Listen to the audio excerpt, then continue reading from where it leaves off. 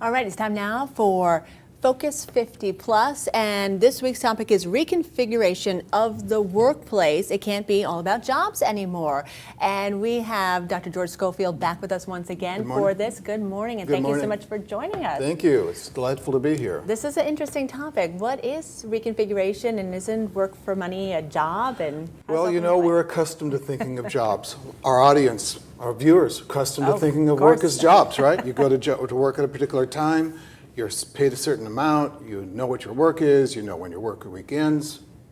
In fact, if you look at the revolution in the workplace, employers are making more money, they have fewer employers. Why would they create more jobs? I'm not saying jobs aren't going to happen, but I am saying the real revolution is there's a lot of work out there, but it's not necessarily going to be configured as jobs. In fact, it may be configured as part-time project work. Okay. So if there's going to be a lot more project work, and this is why it's so important for people over 50, statistically, for those of us, and maybe in our audience people have lost jobs over time, statistically it's less likely that people over 50 are going to get the same job of similar importance and compensation and work. And what you were good at before may not be what you're going to have to be good at in the future. So if you look at the reconfiguration of work now, those of us over 50 are really going to have to look at part-time, project-related work for money, as well as structured jobs. And if we're only looking for jobs, we're really only wearing one shoe. We really need to wear two shoes. Of course. And then, so what steps then should we take to stay ahead? Well, what's really important, first of all, is to understand what we have to be good at. What does the marketplace want to buy? What do we have to be good at? It might be what we used to be good at, but it might not be, so we've got to acquire our skills.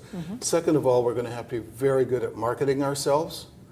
If I'm a retiree and I only hang out with retirees, the chances are I'm not going to have access to that part-time work. And it's also important to understand that if we outlive our money, and some of us may, we're going to have at least a small additional income stream. So we're going to have to look at our skills. We're going to have to use all the technologies that are out there for us to be able to connect beyond our own networks, in addition to maintaining our own networks.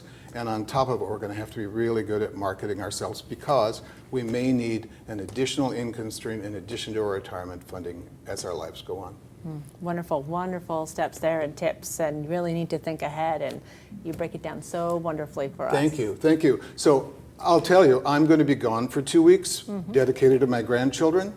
So Focus 50 Plus, we'll be back in 3 weeks. Stay tuned, because we're looking forward to bringing you more really important insight. Right. Thanks. And if you want more, of course, you see George's website right there, and you can get him through that as well.